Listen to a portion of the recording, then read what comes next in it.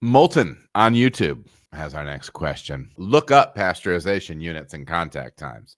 This is in reference to me talking about burning out a wort line, I believe, from the 210 brew day. If you've not seen that, check it out. Beautiful spot up there. Ryan's a good dude. Look up pasteurization units and contact times. As long as your entire loop gets over 70 C for at least a few minutes, you're Gucci. There's been brew days where I haven't been confident the wort line is properly sanitized, and I'll just run it back into the kettle after whirlpool for a few minutes. I see what you're saying with the pasteurization units and the amount of time you need contact, but I would ask you to explore it a little bit more deeply. And I'm not saying that 30 minutes is the perfect time or anything like that. One of the reasons that I believe in running that cycle for longer is I am looking for the radiant heat that is going through the item that is being sterilized or sanitized. I'm looking for the radiant heat to get as many places as it can. If I run that wort line, let's say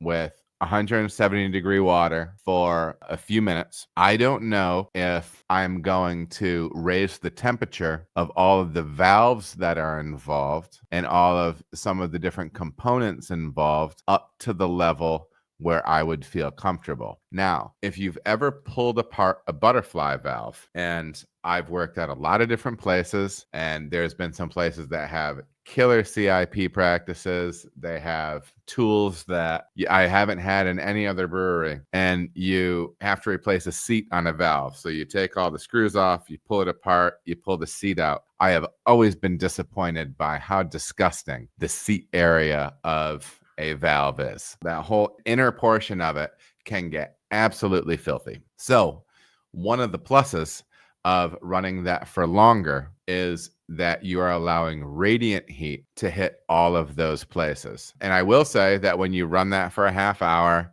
and you run it at that temperature, it is absolutely hot as hell. It is really, really hot as hell. It's difficult to handle.